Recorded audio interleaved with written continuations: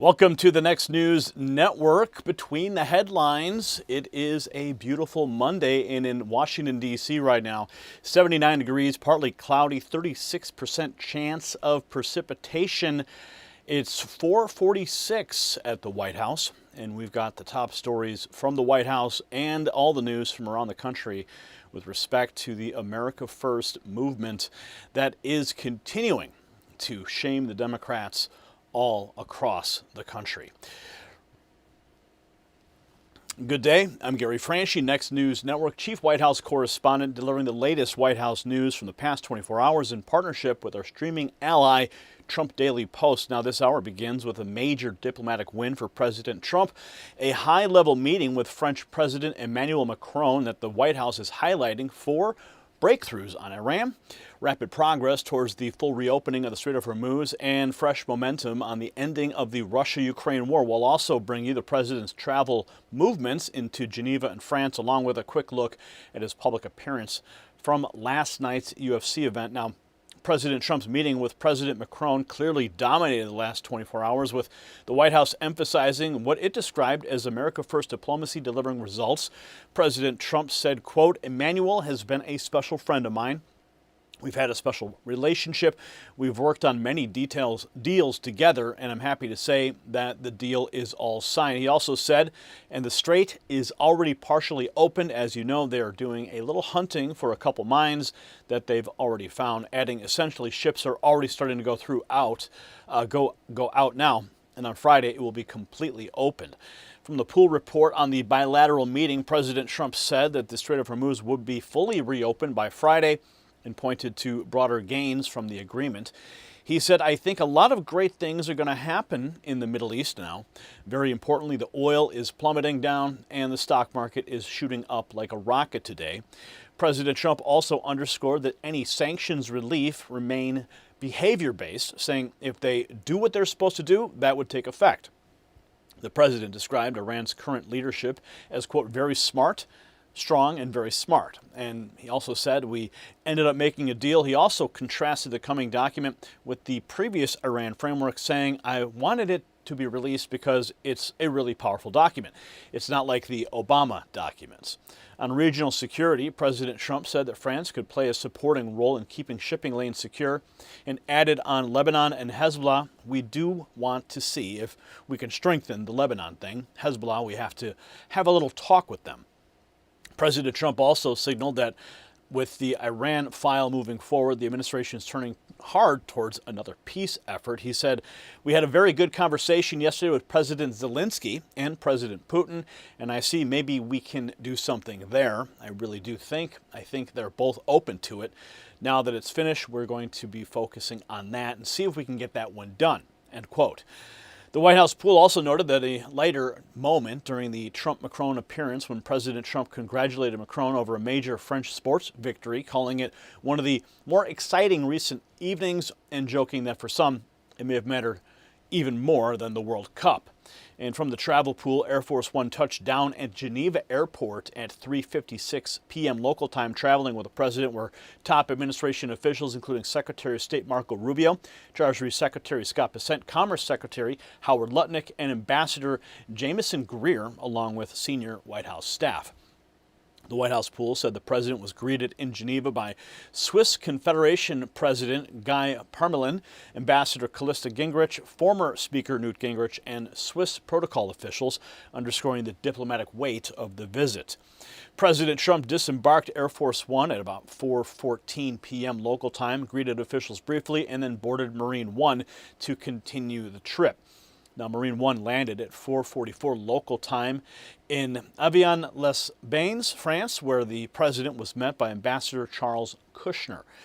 Now, the motorcade rolled to the Hotel Royal Evian ahead of the bilateral meeting with President Macron, the central diplomatic event of the day.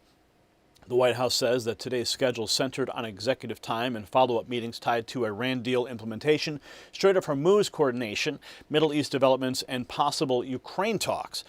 No major public events were listed, although the guidance left open the possibility of evening statements related to the Strait timeline or release of the Memorandum of Understanding. Turning briefly to last night, Sunday evening, the Pool report, President Trump did attend that UFC event, historic moment, where a 12-jet flyover took place during the national anthem shortly after his arrival. The Pool said the president was seated alongside the First Lady Melania Trump and Dana White, while a watch party on the ellipse responded with strong enthusiasm. During a later break, Mark Zuckerberg was seen in conversation with President Trump before a group photo, and the White House also highlighted Medal of Honor recipients and first responders who escorted fighters during the event. One post-fight moment, the Pool reported that fighter Josh Hokett made it a controversial remark about Michelle Obama being a man after praising President Trump. The report stated the crowd reaction was difficult to gauge and did not detail any reaction from the president. The Pool separately reported that Hokett presented a chain to President Trump after the win, an exchange captured by White House aide Margot Martin. And during a later bout between American Sean O'Malley and Canadian Zahabi, President Trump put on a white USA hat as military attendees chanted USA, USA.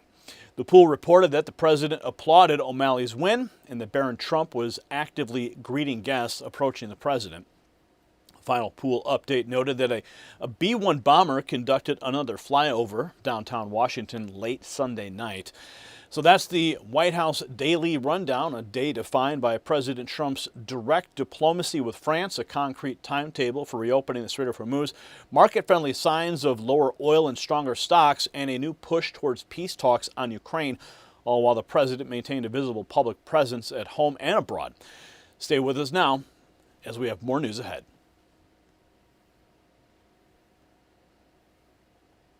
All right, now we move from the White House file to the rest of today's top stories. Thank you for joining us.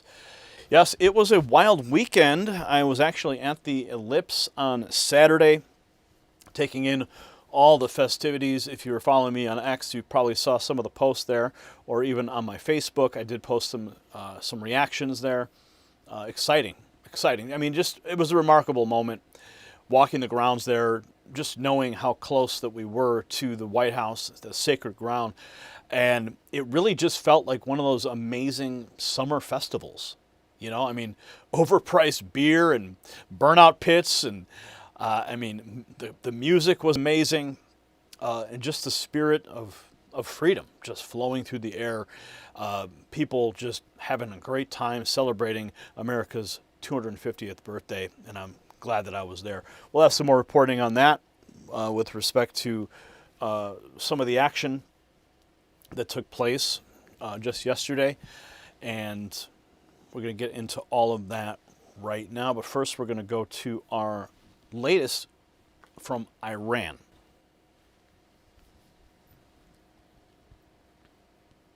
President Trump just did something the foreign policy class swore could not be done. Force Iran into a deal, reopen the Strait of Hormuz, send oil prices lower, and turn a military showdown into a possible pocketbook win for American families. And that's the part the media don't want to admit, because the story is no longer just about warships, mines, missiles, or Geneva signatures. It's about your gas tank, your grocery bill, and your retirement account. The battlefield phase may be ending, but the real test is starting right now. Will Americans actually feel this Trump victory where it matters most? I'll tell you what makes this such a huge moment. See, the Trump administration is not treating this as some elite diplomatic trophy to hang on the wall in Brussels or Geneva. They're making a direct argument to the American people. Strength produced peace, and peace should produce lower prices. And that's the scoreboard now. Not press releases, not applause from pundits, not another paper agreement filled with loopholes like the Obama-era JCPOA. The White House is hammering 3 points again and again. The Strait of Hormuz is reopening, Iran is getting blocked from getting a nuclear weapon, and there will be no upfront giveaways. Verification, compliance, consequences. And that's the formula. Vice President JD Vance called it a big win, and he's right, because if shipping normalizes, oil keeps falling, and gas keeps easing, then this becomes something far bigger than a foreign policy success. It becomes a kitchen table success. And that's exactly why the usual establishment voices are already nervous. They know pocketbook wins are the ones that the voters remember. And on the subject of kitchen table wins, here's something that can save families real money right now. So pay attention to this, because if you or someone in your family is on Medicare, this directly affects your wallet.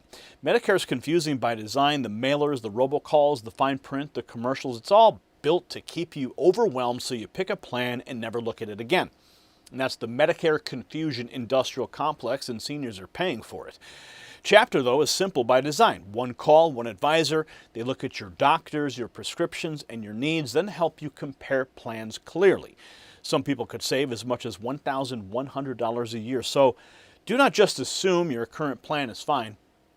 Call Chapter at the number you see on the screen at 910-728-4109 and see if better coverage or better value is available for you today. Now, back to the story, because the same fight over cost and common sense is exactly where President Trump is aiming this Iran breakthrough. Now, here's the twist. The media are barely acknowledging the administration's already preparing for the next attack line. They know critics will say, fine, but can Iran be trusted? Well, that's why every official is using the same word. Verification. Not trust. Not hope. Verification. No sanctions relief just for showing up. No pallets of cash. No blank check. Iran performs, then benefits follow. And while that debate heats up, something else is already happening in real time. Ships are moving. Oil is reacting. And the economic phase of this Trump victory is already underway. As President Trump posted this to Truth Social, the deal with the Islamic Republic of Iran is now complete. Congratulations to all. I hereby fully authorize the toll-free opening of the Strait of Hormuz, and simultaneously herewith authorize the immediate removal of the United States naval blockade. Ships of the world, start your engines, let the oil flow. President Trump. So that Trump post blows the doors open. Hormuz reopened, blockade lifted. Now here's the field report on how Trump forced this deal across the line and got the ships moving again. President Trump unlocking the Strait of Hormuz, ships firing up the engines. After 100 days of war, President Trump delivered a historic peace deal with Iran. The commander-in-chief is telling trapped ships to start their engines. That's what he posted on Truth Social. The key realities on the ground: deep divisions inside Iran, moderates versus IRGC hardliners are pushing back. Iran did not get what they demanded. U.S. forces are staying in the region in Bahrain and Qatar. No sanctions relief until they comply. Strait of Hormuz stays open for free international shipping. Detailed work to deal with the buried, highly enriched uranium or the nuclear dust. Oil to start flowing again, sending stocks soaring. And we have team coverage for you this morning. We have Aisha Hasni. She is live in Geneva, Switzerland, with how this will impact the G7 summit. But first, we're going to start with Trey Yinks. He is live in Israel with the latest on this historic peace deal. Trey. Yeah, hey guys, good morning. After more than 100 days in a state of war, a deal has been reached between the United States and Iran. President Trump taking to Truth Social overnight saying, quote, "This great deal will bring peace and security to the whole region. Many presidents have tried to make peace with Iran and all have failed before me. The leaders of the region have, for the first time, found a president who can help them achieve real peace." With the opening of the strait upon the signing of the deal on Friday, for purposes of mine removal, oil will flow on both ends again for the region and the world. A signing ceremony is set to take place on Friday in Geneva, Switzerland. Before the deal was signed, it was nearly derailed. The Israelis targeted Hezbollah with strikes in the Lebanese capital of Beirut. Iranian officials immediately vowed to respond with missile fire toward Israel. A diplomat with knowledge of the situation told Fox News that Qatari mediators stayed in Tehran conducting intensive negotiations coordinated with the United States. Vice President Vance described to Fox News what those final moments were like before the agreement was reached.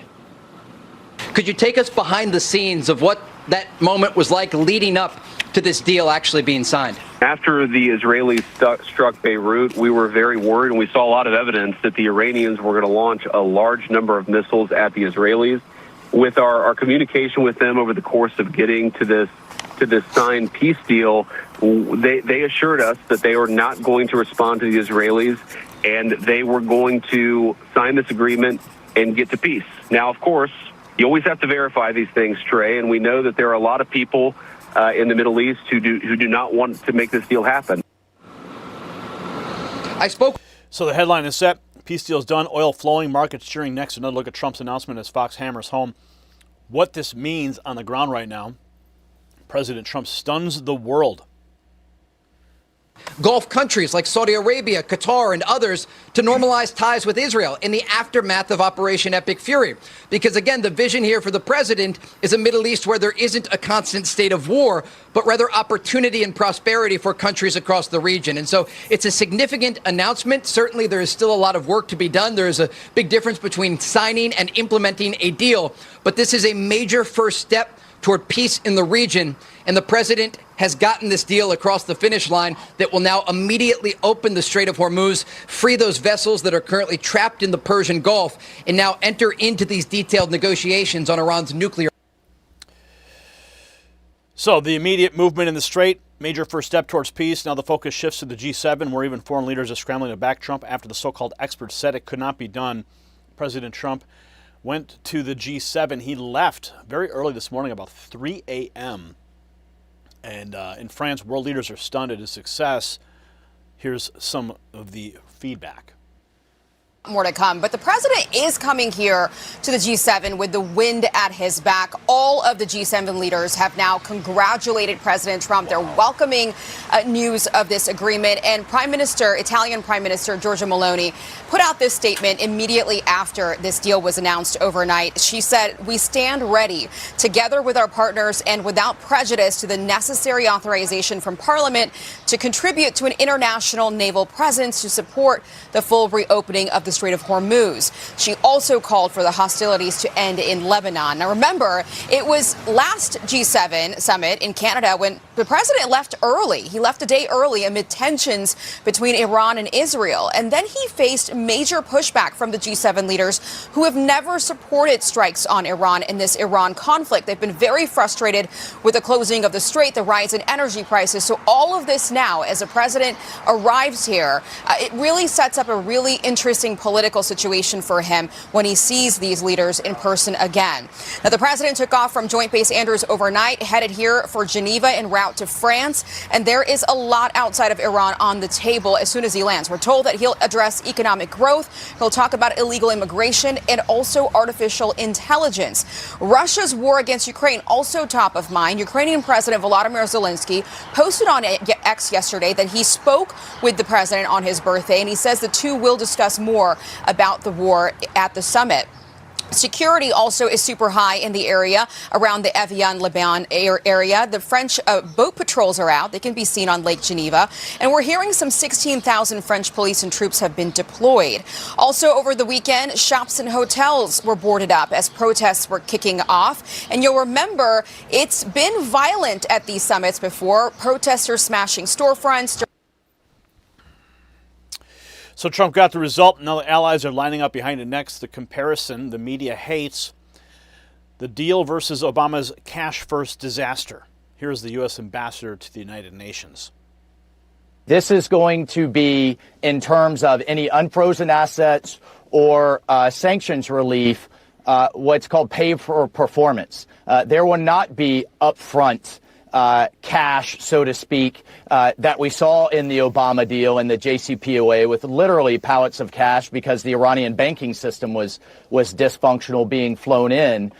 So that's an important difference. And then secondarily, this is all about verification. And there were huge gaps in the JCPOA and the Obama nuclear deal in terms of actually verifying what we know the Iranians have tended to cheat on in the past. There were not anytime, anywhere inspections of their facilities. The Iranians could delay things. They could choose which list of inspectors they accepted or not. And most importantly, Martha, the Iranians could classify sites as military sites that were then off limits. That's like having, a criminal on parole telling the parole officer, you can't check this bedroom or that bedroom, or you can only check the trunk of my car, and I'll dictate to you when you could come. So a lot of that is very much going to be worked out, but I can promise you that we are not going to have these massive loopholes, whether it's working with the UN's IAEA or other form of inspectors. This is all about verifications, and no one on this team is just going to take the Iranians at their word. So that's the key difference. No pallets of cash, no blind trust, real verification. And while the swamp press fixates overseas, the next clip shows the payoff at home. American energy muscle is back in command. America crushed the world. It's historic. U.S. now has more oil than Saudi Arabia and Russia combined. Blockade of the Strait of Hormuz in effect for nearly 2 hours now.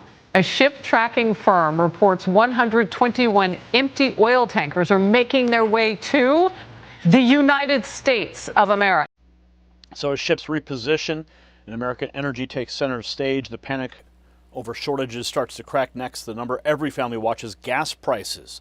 They've dropped worldwide. Average for gas has dipped below $4 a gallon as road trip season heats up. Elizabeth Schulze is at a gas station in Washington, D.C. Good morning to you, Elizabeth.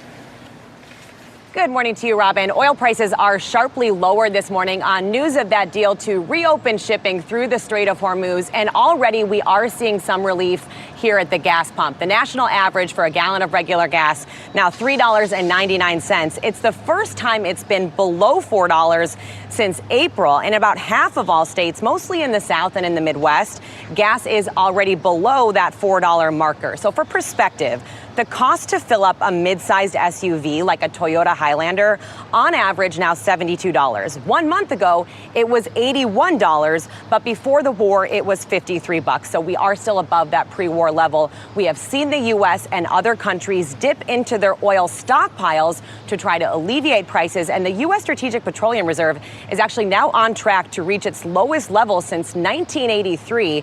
It will take months to replenish those reserves, so the key for gas prices from here is how quickly we actually start to see tankers moving through the strait. If there are no clear signs that that oil is coming back onto the market, we could still see gas prices go up again this summer. Mike. So there it is, lower prices at the pump, and the media's doomsday talk is already falling apart. Next, even Gary Cohn admits reopening the strait changes the psychology and keeps the prices heading down. Here he is on Face the Nation. Should American consumers expect that the prices they're paying for their food and their gas and everything else is going to fall like a rock? Well, it's not going to fall like a rock overnight. We're going to have to see exactly what happens in the straits. It was not clear how quickly they'll open. But as they do open, we will start getting a change in psychology.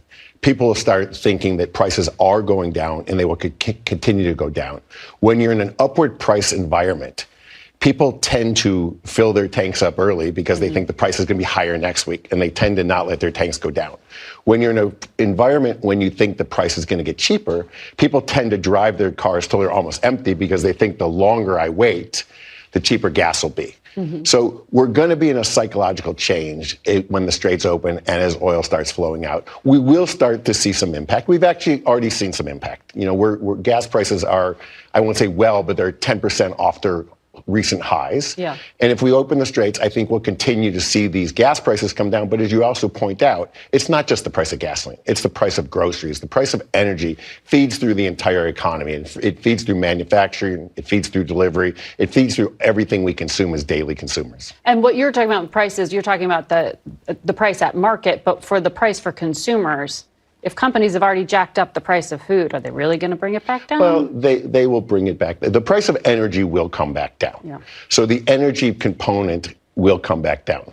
Whether actual food at the store will come back down, it will take some time. There's always some pressure, and it takes a first mover to show some leadership. We've seen prices go up, and then if someone wants to bring more and more retail traffic into their store, they tend to cut the price of a necessity good, and you as a consumer say, hey, that necessity good is cheaper at that store.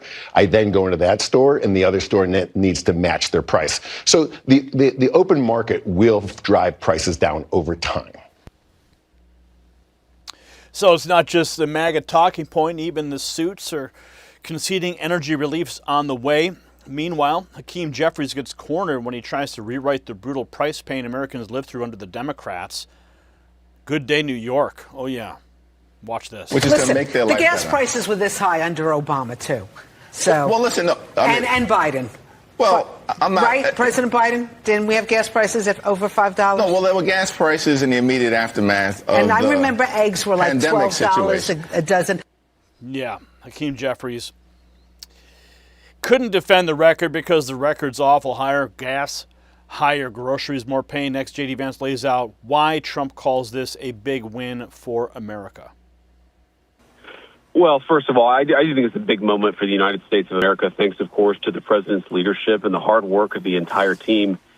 Three things that I think are important for the American people just to appreciate about what this deal does for all of us as Americans. Number one, this is the immediate opening of the Straits of Hormuz and, of course, the lifting of the naval blockade that we've had on Iran along with it. The number two thing that it means is that Iran will never have a nuclear weapon, and not just pursue a nuclear weapon, but procure or try to buy a nuclear weapon as well.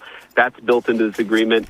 And then the third thing is, and this only happens, to be clear, if Iran delivers on their promise. And so there's an approach here where we verify and where there are real benefits so long as Iran meets their end of the obligation. But if the Iranians comply with this deal, it is going to fundamentally transform the Middle East for the next 50 years. It's going to end the war. It's going to make the Middle East more investable. It's going to mean a lot of prosperity, lower energy prices for the American people. This region of the world has been a basket case for my entire life and longer than that. And what the president has really set us to do is to certainly eliminate the nuclear threat of Iran. That's done. But now possibly to build to a new era of Middle East prosperity and success, where it's not a region of the world where the United States has to worry about so much, but where, frankly, we can generate a lot of prosperity for the American people out of that region. That's a very, very big win, and it all happened because the president stuck with it. So the deal does three things: reopens Hormuz, blocks Iran from getting the bomb, and drives down energy costs. Next, it goes further, takes aim at the fake reporting already spinning the agreement. Yeah, Gail, as you know, sometimes with these agreements, there are some diplomatic protocols, some technical things to work out. But we plan to release the full text this week. We want the American people to see it. But we've also seen, of course, some misreporting about what's actually in the agreement. We've seen some accurate reporting about what's in the agreement. I think the most important thing for the American people to appreciate is that what this agreement does is really twofold. On the one hand, it ensures that Iran will never have a nuclear weapon while simultaneously opening the Strait of Hormuz. You already see oil prices from a high of $126 a barrel down to about $80 a barrel today. That's a lot of progress. But it also, Gail, fundamentally extends a hand to Iran and says, look, if you guys are willing to honor your obligations, if you're willing to allow real inspections of your nuclear program, then we will welcome you back into the world economy. I think what the president of the United States wants to do is turn over a leaf of 47 years of a failed relationship between the United States and Iran, but that requires the Iranians to actually honor their end of the bargain. So when people say that billions of dollars of assets will be released, that's not true. What is true is that Iran will have a much better and much more prosperous future if they meet the obligations they make in this agreement. We'll, of course, see. That's one of the things we're going to work out in the technical talks that will follow the official signing on Friday. The official signing. That's the part the corporate press keeps mangling. No automatic giveaway, no free ride, and Iran has to comply. Next, Trump himself takes a victory lap as oil drops and stocks rip higher. Here he is at the G7 with Macron. The strait is already partially opened. As you know, they're doing a little hunting for a couple of mines that they've already found. But it's essentially ships are starting to go out now. On Friday, it'll be completely opened. We got along very well with Iran. It's a different set of leaders. As you know, the first set is gone, the second set is gone, and we found the third set to be very smart, strong, very smart, but we ended up making a deal. I felt badly that we had to go back on the attack for 2 nights, and I thought a third, but we made it before that happened. But I think a lot of great things are going to happen in the Middle East right now, and very importantly, the oil is plummeting down, and the stock market is shooting up like a rocket today, like record kind of numbers. And the oil has taken its biggest plunge, and we're into the low numbers, not quite back yet, Kevin, to the extent, but we're getting close to the numbers we were before it all started. And the main thing is that Iran will not have a nuclear weapon. So Trump says the strait is already opening, oil dropping, the market taking off. One more piece matters here. He makes clear sanctions relief is based on behavior and not blank checks. Mr. President, does the deal involve any sanctions relief for Iran? When would that go into effect? No, it doesn't. Well, they have to. It's really a behavioral thing. If the do what they're supposed to do, that starts taking effect. So what does it all really mean? It means that President Trump is trying to do what weak leaders never could, turn military leverage into economic relief for the American people. The Strait of Hormuz was never just a narrow waterway story. It was always about energy, supply chains, inflation, and whether families get squeezed every time the Middle East catches fire. Trump's message is simple and powerful. America used strength to stop a larger war. Keep Iran away from a nuclear weapon, reopen global shipping, and push prices in the right direction. We're already seeing oil coming down, stocks shooting higher, and gas drop below $4 nationally. Will prices collapse overnight? No. But the direction matters, momentum matters, and if this continues, Trump will have done something Washington failures hate most: deliver results that people can actually see and feel. And that's why the story matters so much. More than just a ceremony in Geneva, the real judgment will happen at the pump, at the checkout line, and in America's investment accounts. If oil keeps flowing, if freight costs ease, if inflation cools, and if families get breathing room, then President Trump will have proven that America First strength is not just good strategy overseas, it's good economics here at home. Meanwhile, Democrats have no answer. Hakeem Jeffries was already getting shredded trying to dodge the ugly truth about gas prices under Obama and when Biden was president.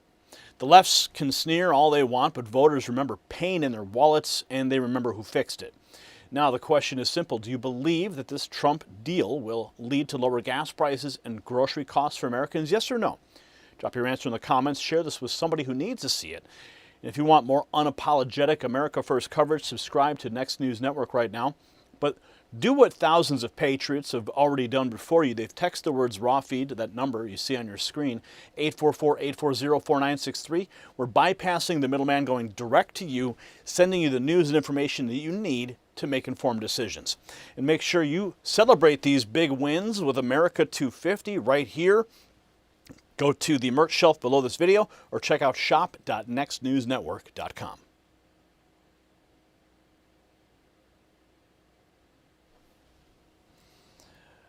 All right. Well, that's great news, huh? So we should have some solid answers by Friday. We'll be taking a look at the Memorandum of Understanding. But as it really comes down to it, it is about verification. You know, I see your comments here. We can't trust Iran to follow through. Well, if they don't follow through, you can guarantee that there will be more bombs dropping. And that's, of course, not the direction we want to go. But President Trump, I'm sure, has reserved that option. But we'll see what happens, right? We'll definitely see what happens. And speaking of fighting, we're going to go and take a look at some of the action from the UFC. That historic event at the White House yesterday. You probably watched the fight as I did.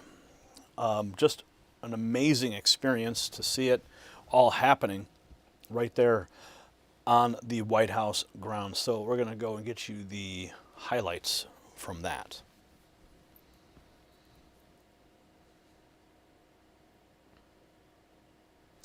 Last night at the White House, something happened that the corporate media still does not understand. They think the story was a simple UFC card. Well, they think the story was Donald Trump showing up with Dana White. They think the story was a spectacle. Wrong. What actually happened was much bigger, much deeper, and much more dangerous to the left. America 250 just broke out of the bureaucracy and into real American culture. Not a speech, not a press release, not a museum exhibit, a living, breathing, patriotic event that people actually wanted to be a part of. And one unscripted line proved it beyond any doubt. And this matters because movements become unstoppable when ordinary people start carrying the message without being told to. That's exactly what we saw. For months, the Trump administration has been building America 250 not as another stiff government commemoration, but as an experience Americans can feel, see, and celebrate. Reflecting pool restoration, monument cleanups, Freedom 250 events, and now a UFC fight night at the White House with flags, service members, a massive crowd, and visuals that nobody will ever forget. That's not paperwork. That's culture. And once culture locks in, the left loses control of the frame. You can already hear the panic. Democrats complained about the reflecting pool. They complained about the event. They complained because that's what they do when normal Americans are having fun without asking permission from the usual gatekeepers. Meanwhile, supporters, they sounded energized, proud, and fully invested. The contrast tells you everything. The attack lines are getting weaker while the patriotic momentum is getting stronger. And while we're talking about recognizing the moment before everybody else does, this is exactly why I want to mention Noble Gold Investments. Now, if you could go back in time and buy oil before the world relied on it, would you? Of course you would. Anyone would. So why aren't more people looking at silver right now? The people who recognized oil early did not just make money, they got ahead of one of the biggest economic shifts in history. And today, a similar opportunity is unfolding with silver. Silver is more than a precious metal. It's a critical resource used in solar panels, electric vehicles, defense systems, AI infrastructure, and the manufacturing base that powers the modern world. That's why I want you to check out Noble Gold Investments. Go to nextnewsgold.com right now and learn how qualifying accounts can receive a 1/10 ounce gold coin while supplies last. Now let's get back to the moment the left wishes America never saw. See, here's the part they can't spin away. The most powerful message of the night did not come from a teleprompter. It did not come from a White House comms shop. It came from a fighter standing in the cage after a career-defining upset. See, that's the tell. That is the proof that this thing has crossed over. When athletes start connecting their own victories to America's story in real time, you're no longer watching a government event. You're watching a national celebration take on a life of its own. So this is the moment you can see on your screen here when President Trump walked out of the Oval Office with Dana White. Absolutely historic. Trump and UFC President Dana White have arrived. That is the moment. I'll never forget seeing this. Walking through some of the places I myself have walked. But that was the entrance. Trump and Dana White walking like they own the moment. Now watch the South Lawn turn into a full-blooded Americana with a flyover and Trump saluting from the balcony.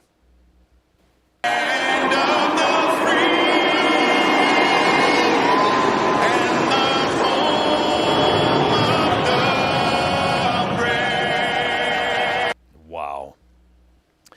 Think about that, right? That is absolutely historic. And the timing with the national anthem, the flyover, right there at the White House. So it wasn't just a fight card, it was a patriotic show. Next, Scott Jennings lays out why Democrats and their media allies are whining about Americans having a good time. For the president's 80th birthday, there are, of course, some critics of this. What do you say to them? People are criticizing something Donald Trump decided to do. Wow, this is breaking news. Look, it's the president's birthday. It's Flag Day. And we're, of course, celebrating America's 250th birthday. And I think it's a pretty cool spectacle. And to have one of the biggest and rising sports entertainment industries in the world be part of it, for American culture, it's a pretty neat thing. And all week long, I've been listening to Democrats criticize a reflecting pool. They're criticizing having this UFC fight. I mean, virtually anything we're doing to do something cool in Washington, D.C., Democrats are against it because I guess they want to live in misery. But this is fun, and we should have fun. That's exactly right. He said to plain Democrats oppose anything fun if Trump's attached to it. Now Dana White goes further, calling out the media for smearing a man he says works harder than anybody he knows. Trump is a very good friend of mine, and he's a great human being, and I love the guy. I mean, every time I was just with him last week again, and for 2 days after I left him, I was cracking up laughing about stuff that he said while I was there. He's hilarious. And he's an animal. He is literally the hardest working guy I know. He loves this country and he cares about people and you know how he is being portrayed by the media is actually gross. It's gross the way that they portray him because he's the furthest thing from it. But is he an alpha male? He is an alpha male, and he's a tough guy, man. I should point out that immediately following the UFC fight, President Trump got on Air Force One at 3 a.m. to head to the G7. I mean, that just proves that in the middle of it all, after a historic event at the White House, President Trump keeps on moving. He is one of the hardest working presidents we've ever seen. So while the press keeps pushing its cartoon version of Trump, the people in that arena were on a different wavelength. Next, a fighter grabs the mic at the White House and drops the line, sends Democrats into meltdown mode. Who can ever forget this? And lastly, Michelle Obama is a man. Am I right, America? Ladies and gentlemen. Did not expect that. But that moment was pure chaos. It also showed the crowd wasn't there for scripted, sanitized D.C. politics. Next comes the bigger payoff. New champ Justin Gaethje turns an underdog win into a full-throttle America First message. New UFC lightweight champion dropping a legendary line after his historic win. Joe Rogan pointed out he was a 6-1 underdog going into the fight. You've been waiting for this moment your entire career, and to win it in such a spectacular fashion in a fight where you were in some points 6-1 underdog. How good does this feel? Hey, I'm from America. 250 years ago, we were way bigger than 6-1 dogs. And look at us thriving now. To all the current, former, and future military service members, thank you so much. Thank you so much to all the first responders, the police officers, firefighters, ambulance, EMTs. You guys have no idea how grateful I am. And for as long as I'm able to, I will use my name to make money and support you guys. First and foremost, thank you. And all glory to God, I prayed so much for this opportunity to do something legendary. And I know that was absolutely legendary because I cannot even believe it. Wow. So he didn't celebrate a title. He tied it straight to America's fighting spirit. The military, first responders, and God. Meanwhile, look at what the liberals are doing to counter-program all that. You fascists bound to lose. You're bound to lose. You fascists bound to lose. Hey there, all you fascists. Let me put you straight. When you come for the rest of us, we'll fight you at the gate and you will lose. You fascists bound to lose. Yeah. So while patriots were cheering on the South Lawn, the left was off chanting and singing like a bad parody of itself. Next up, a side-by-side comparison shows exactly how different this White House is from the one that the woke crowd had. June of 2024 versus June of 2026. Right?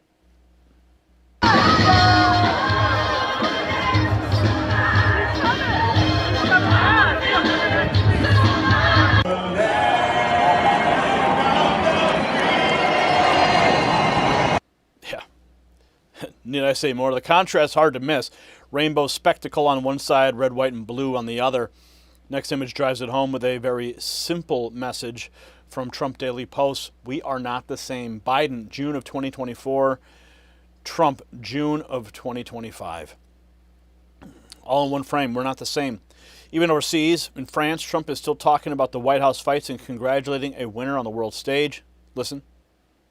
So I want to congratulate the president. Last night, Cyril Gane won the fight against a great fighter, supposed to be unbeatable.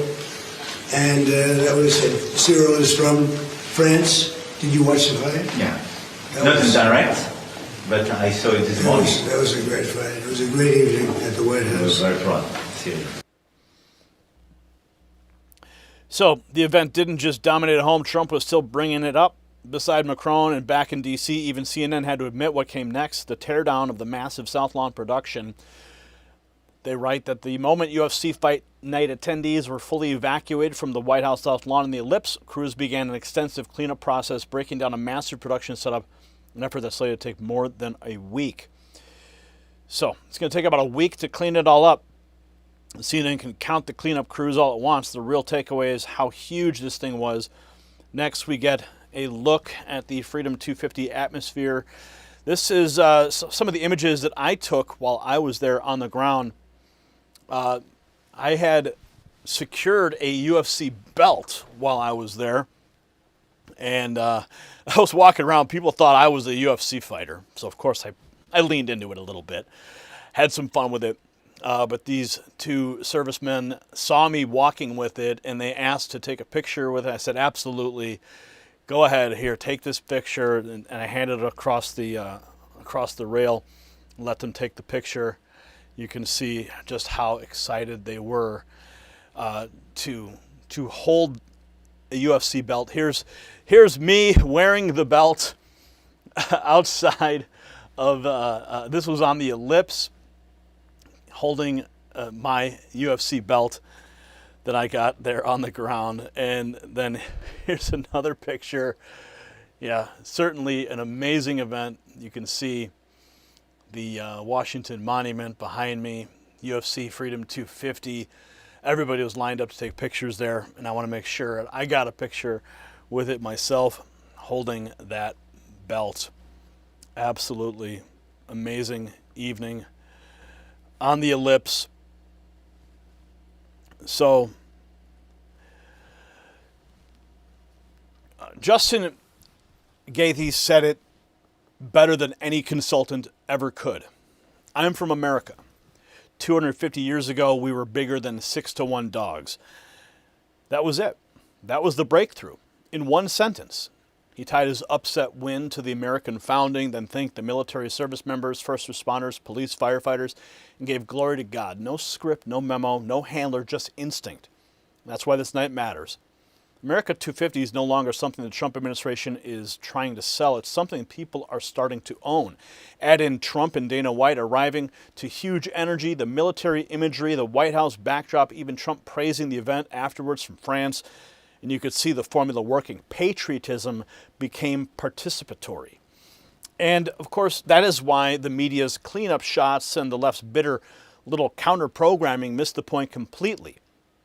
They're still covering logistics while the country is feeling momentum. They're still chanting in the margins while the main event has already moved center stage. The White House under President Trump is not projecting confusion, apology, or rainbow brand gimmicks. It's projecting confidence, real American pride, and national celebration. And that's the difference. The event was fun, yes, but it was also a cultural marker. It showed that America 250 is no longer confined to officials, ceremonies, and talking points. It's entered sports, entertainment, and public imagination. And that's a huge win for the Trump administration and for an America First revival that the left can't stand. If you agree, share this video, subscribe to the channel, and drop a comment below. Simple yes or no. Did UFC Freedom 250 prove that America 250 has become a real cultural phenomenon? Let's have a conversation.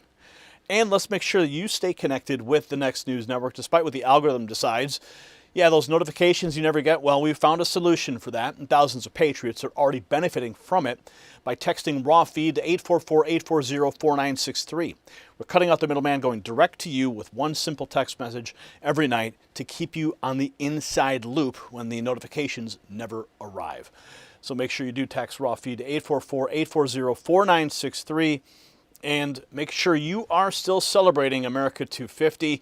We've got some new merch in the shop just for you, so you can celebrate with us. Check it out below this video, or simply visit shop.nextnewsnetwork.com.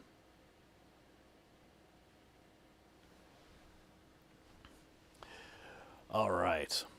Yes, that was such a cool event. You should have seen the people, man. I was walking around with that belt, and everyone's like, how did you get the belt? I said I had to kick a lot of ass for it. Oh, man. No, it was so cool, man. People are coming up to me. They want to hold it, take pictures with it. It was just remarkable, exciting. So that's the latest from the America 250 UFC event. We're going to talk more. We're going to go deeper into that whole Michelle Obama is a man comments. We're going to get to the fallout from that, as well as Dana White's response and what they're saying on The View and everything there. But that's coming later. With respect to the revelations and reactions, we still have to talk about how the White House is releasing these UFO documents. And As you know, the third tranche of documents has now been released by the White House under command of President Trump. So we're going to talk about the fallout from that third tranche release. And we're going to get into that right now.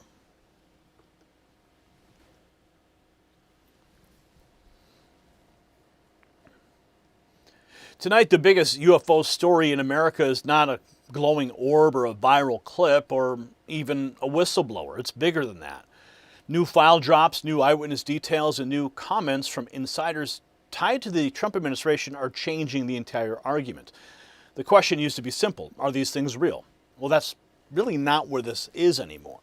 Now the conversation is getting far more specific, far more uncomfortable for the gatekeepers, and far harder for the old establishment to wave away. If the debate has moved from existence to identification, then we may be entering a whole new chapter tonight. And I'll tell you why this matters, because for years the ruling class, the national security bureaucracy, and the usual smug debunkers treated this topic like a joke.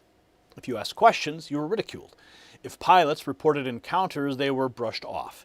If witnesses came forward, they were dismissed. But now look what's happening under President Trump, this second administration. Senior officials are reportedly under real pressure from the White House to release as many UFO files as possible. And that alone tells you the atmosphere in Washington has changed. And once file releases begin, the conversation changes too. We're no longer stuck on grainy clips and late-night punchlines. We're now hearing about craft categories, shapes, retrieval photos, rotating lights, and incidents near sensitive sites. That's the real escalation. Not proof of every claim, not certainty about every theory, but movement into a more serious stage. The question now isn't just whether unexplained craft exist. That it's exactly what people have been seeing, documenting, and possibly hiding. Before we go further, when you start looking at hidden truths and breakthrough technologies, it reminds you there are other areas where establishments mocked people first and paid attention later. You've probably seen the clip of Joe Rogan with Mel Gibson talking about people close to them who went through serious health struggles and then saw dramatic turnarounds. Rogan brings up red light-based therapies and how they work at the cellular level. Gibson says it plainly, the stuff works, and that got my attention in my own life. I watched something similar when my wife dealt with constant discomfort and anxiety for far too long. That's why I want to tell you about red light therapy from Jonathan Otto. And if you want to learn more, just check out the countless interviews I've done with Jonathan, or simply go to myredlight.com. These devices are built to support recovery, circulation, and overall wellness in a simple at-home routine. Use NNN25 for individual items or NNN30 for bundles. Check out Red Light Therapy today and see if this fits your family. It certainly fit mine. Now back to a story where more light is being shined on a subject that Washington kept in the dark for decades. See, here's the part that should really grab you after that break, right? Nobody serious is spending all their time arguing that there are zero unexplained objects anymore. The argument is changing in real time. We're hearing descriptions like lenticular discs, crescent shapes, egg-shaped craft, mother orbs launching smaller orbs, and reports tied to military or intelligence channels. It's a very different conversation than America was having 5 years ago. When the details get this specific, the old playbook of ridicule starts collapsing very fast. So let's take a look at what this new phase actually tells us. Jesse Waters posted this regarding the UFO files that just dropped, the last tranche on Friday. And he says they're getting weirder by the day. A massive mother orb launching smaller orbs one after the other. FBI agents reported mysterious lights dancing near a tree line before vanishing into the night. Let's take a look. Fox News alert, we got more UFO files. The Department of War dropped a third batch. And America can't stop looking. The site has over 1.5 billion views. We see why. These files are pretty juicy. Out west, UFOs were spotted near a sensitive national security site back in 2023. Eyewitnesses described seeing orange orbs like this. They called it a mother orb, and then mother would launch smaller orbs, one after the other. In Colorado Springs, a former U.S. Army intel officer and 4 members of his unit saw a UFO over the Cheyenne Mountains. They said it looked kind of like a potato and was somewhat translucent with a slight shimmer. And in 2008, the CIA sent assets to Zimbabwe. They were on high alert after a UFO was supposedly hovering right over their airport. The files say lights were rotating under the UFO. And when it was spotted, the lights changed colors and then quickly flew out of sight. This is all happening here on Earth. But up in space, something weird's going on too. NASA audio shows that after the Apollo 16 mission in '72, scientists were talking about an alien starbase on the moon. The Pentagon also released years of eyewitness videos sent to the FBI, part of their unresolved cases. You can see multiple bright orbs moving through the sky, and the FBI didn't just watch them, they went out there. According to the files, the FBI conducted a boots-on-the-ground operation. Agents visited the property of people who said they saw UFOs. They were given a tour to understand how the videos were taken. During one of the visits in November 2024, FBI agents reported seeing a white pulsating light near the tree line. It bolted side to side, and they said it danced before disappearing. Two other agents also observed a bright red light hovering at the treetops. They said it disappeared and then came right back. Agents tried to take a photo, but it was blurry. Now, we want to get to the bottom of these mysteries, and now experts are saying they're closer than ever to solving it. Maybe soon the president will tell us we're not alone. So the files are already wild. FBI agents seeing lights dancing in a tree line. Talk of so-called mother orbs. Now comes the pressure point. Chris Mellon says senior Trump administration officials are being pushed by the White House to release as much as possible. Also, like Dave, heard from some senior administration officials that they are very serious and under serious pressure from the White House to get out literally as much as possible. It was a very encouraging message from people in associated with the administration who are working the problem.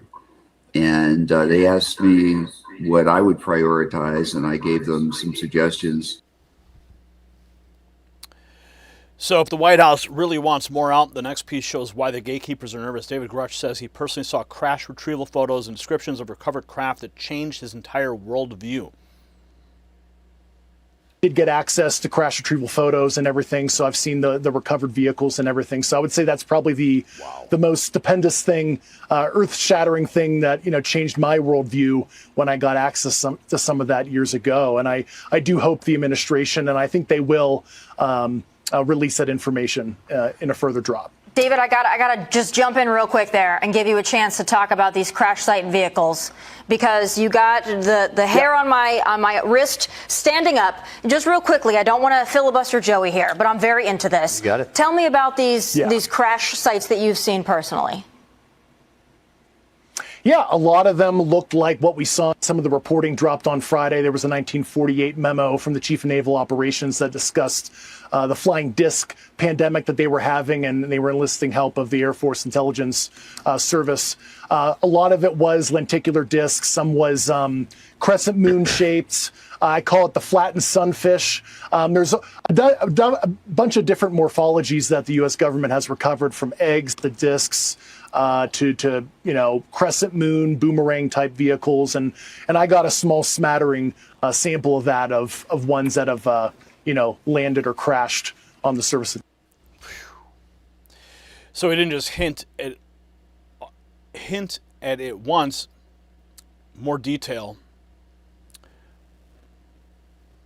Like I said in my presser on Tuesday, I did get access to crash retrieval photos and everything, so I've seen the recovered vehicles and everything. So I would say that's probably the most stupendous thing, earth-shattering thing that changed my worldview when I got access to some of that years ago. And I do hope the administration, and I think they will, release that information in a further drop. David, I gotta just. So the whistleblower saying recovered craft exists and the administration may be preparing another drop. Meanwhile, new video out of Colombia is fueling the bigger question, with the metallic sphere now being called an anomalous object. This just in out of Colombia. This high-definition video is the second sphere to now be in the possession of Jamie Mausen, filmed in Colombia in 2025. It comes with a sense of authenticity. The Longbeard production says, I think it's a real anomalous object. What about you?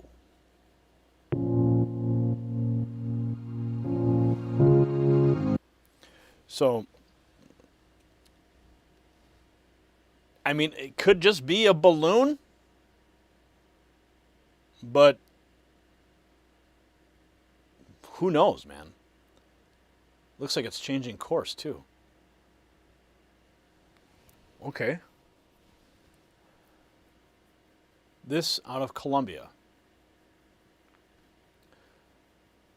Not part of the drops. I'm going to see it move. Oh, is it slowing down now? Wow. Now it's going straight up. Okay, so it was on one trajectory. Now it's, okay, this thing is clearly intelligently being maneuvered. Holy cow. Okay. Look at that. Okay, so that is, no, balloons do not act like that in a wind stream. No way. That is wild.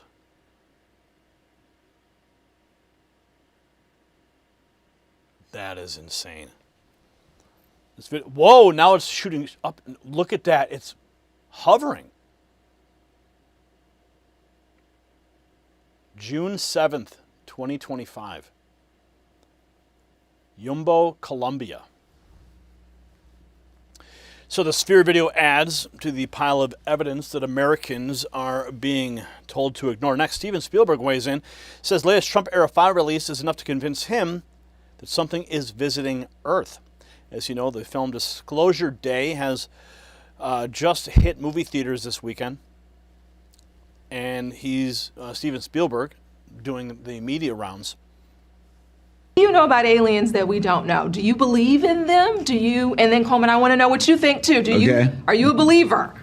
Well, I certainly believe that there's life in the universe, certainly, intelligent life in the universe. I've always believed that since I was a child. But more and more with all of the eyewitnesses and the credible witnesses and people who have been debunked because and lost their jobs because they've blown whistles about this subject, and all the people who have been sort of wronged by the powers to be, there's just too much evidence out there. It might be circumstantial as opposed to physical proof. It might still be circumstantial, but circumstantial evidence is very effective in a court of law. And there's enough circumstantial evidence right now that exists, even with the latest tranche of files that have been released by the Department of War, the Pentagon, that yes, I believe that it's true. So he says the evidence is too strong to dismiss, but after saying that, he also takes aim at the smear machine and responds directly to claims that he's some kind of Pentagon or deep state plant. And this was something I always was curious about, the timing of this film's release, right alongside the Pentagon and the Department of War releasing all of these files. He says he's not a government plant, though. I'm not a plant of the Pentagon or the government or any deep state contracting company. I'm literally a filmmaker that wanted to tell this story for many, many years. And but I had no idea that things were going to start to be disclosed, just as Disclosure Day was about to be disclosed. You know, this started with my father taking me to see a meteor shower and introducing me to the sky at night when I was 5 years old. And I never stopped wondering about what's out there ever since. Humanity, empathy, believing in something we can't see, making the unknown more known to people. So that's exactly what a deep state operative would say, right? But here's the real takeaway.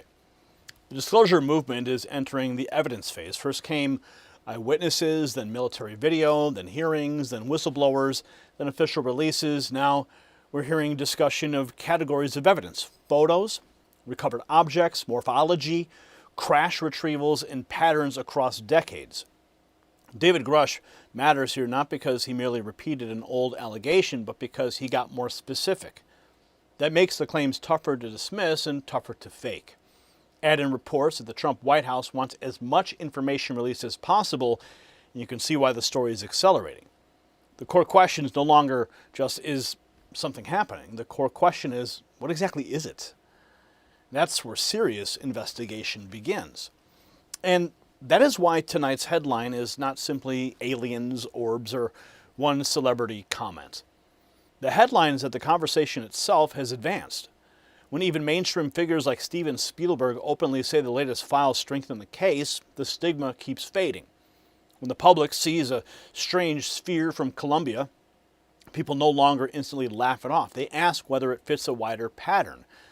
That doesn't prove every object's extraordinary. It does prove the public mindset has changed, and frankly, good. The American people deserve facts, not lectures from bureaucrats who spent years acting like they owned the truth. President Trump promised transparency in a government that answers to the people, not the permanent deep state class. And this latest push for more release fits that exact spirit. So I want to hear from you. Do you believe we've moved past the question of whether these phenomena exist? Yes or no? Drop your answer in the comments and share this report with someone who still thinks this is all a joke. And make sure you subscribe for more real reporting. But most importantly, there's thousands of patriots who've already texted the words raw feed to 844-840-4963. They're getting direct updates from me.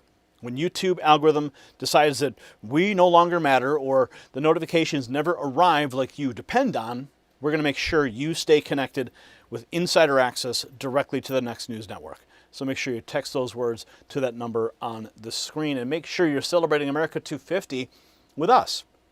Check out the merch shelf below this video, or just go to shop.nextnewsnetwork.com.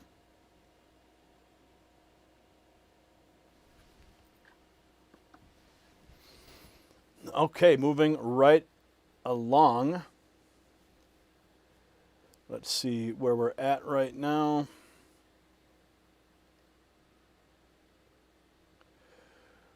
Okay, so looks like the first several segments from this broadcast are now on X and will soon be on YouTube. But you're watching it all here live on Between the Headlines. Thank you for joining us. Thank you for trusting us to be your news source on X at Next News and in coordination with Trump Daily Posts. Thousands of people are tuning in to watch the news unfold in real time. Now we're going to be moving into what's going on at the G7. We're going to give you the rundown on the latest from that.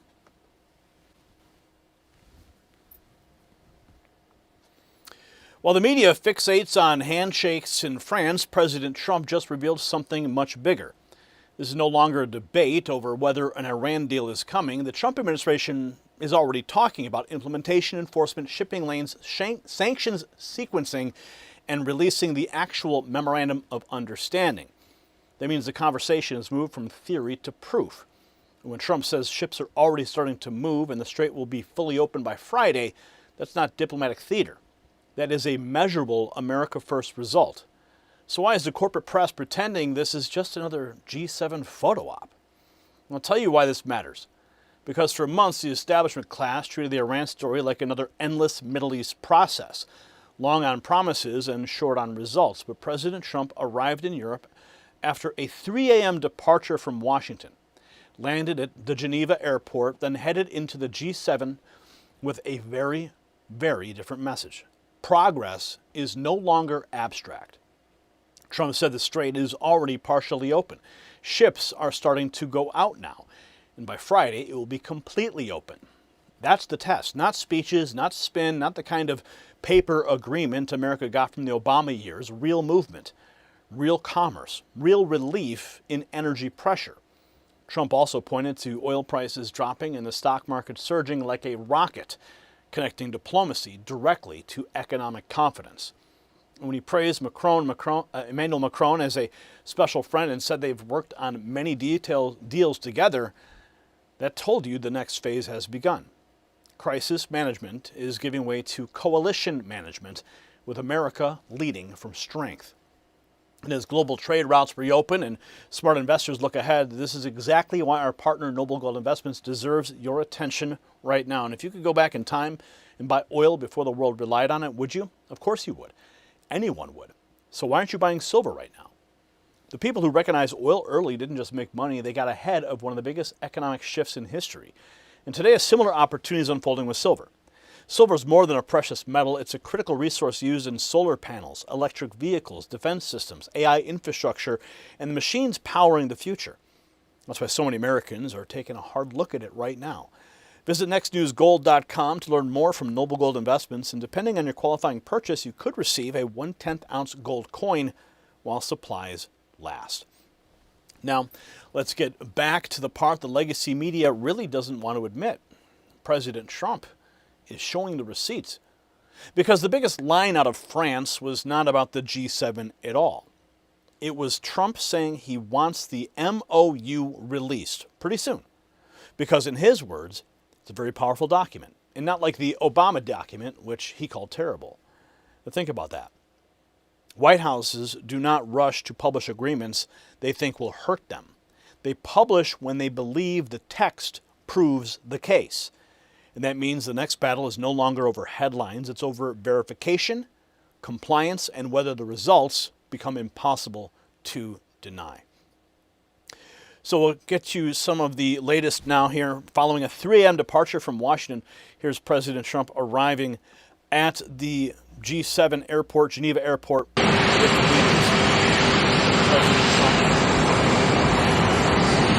President Trump following his historic UFC events at the White House just hours before taking off. President Trump navigating those steps much better than Joe Biden ever could. There he is being greeted, the delegation there.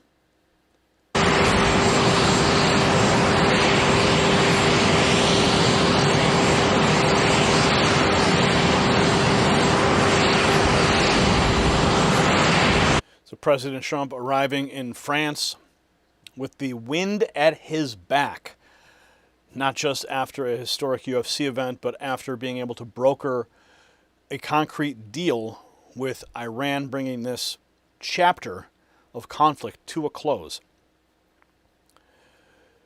So not only are the UFC fighters champions from the White House, President Trump is emerging in France as a champion for America first and a major victory over Iran. Now, the bigger question really will be is if Iran follows through. And that's, of course, where the verification becomes so critical. A lot of people don't trust Iran. Of course, there could certainly be IRGC provocateurs, cells that are not in alignment with the new third generation of Iran leadership that could still try to provoke military action in the Strait by taking shots at American ships or tankers. So these are all things that we have to be very acutely aware of. But the verification, of course, is going to be critical, and President Trump not going to leave any loopholes open. And there he is, going directly from Air Force One right to Marine One. And sometimes you have to wonder, like, just the logistics of these types of events. I mean, I've seen Marine One. It's an amazing helicopter when it comes down or takes off at the White House. But to think that they have to transport all this equipment to support President Trump's logistics. So after the pre-dawn landing, Trump is moving straight into summit mode. Here he is arriving in Evian as the G7 gathering gets underway. So President Trump arriving.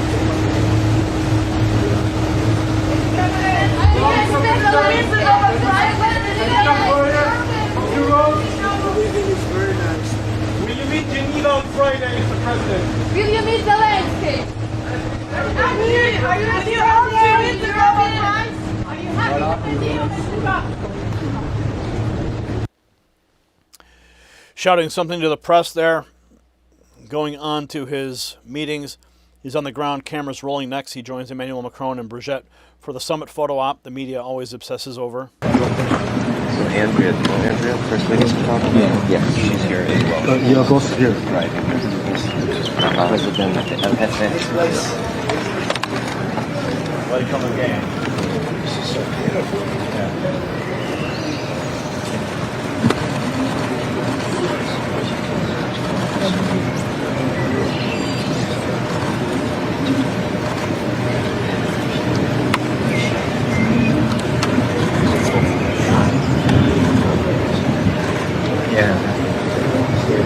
Let's go there.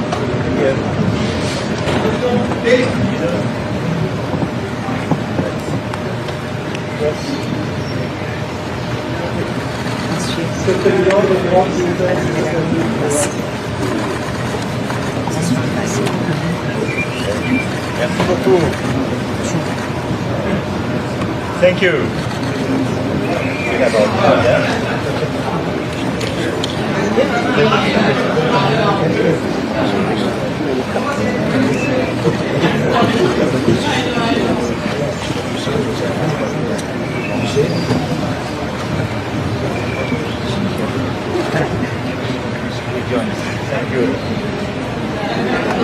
Thank you.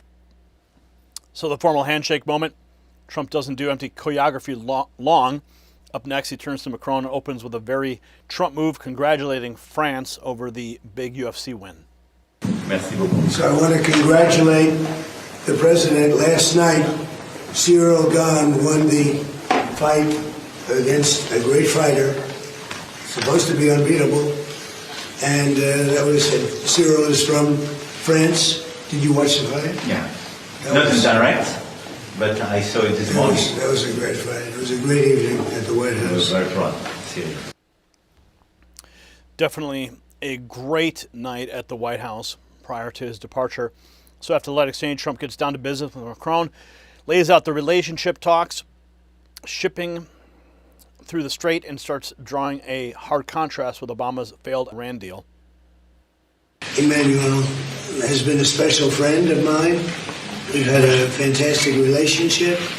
We've worked on many deals together. I'm very happy to say very signed. The deal's all signed. And the strait is already partially opened. As you know, they're doing a little hunting for a couple of mines that they've already found. But it's essentially ships are starting to go out now. On Friday, it'll be completely open.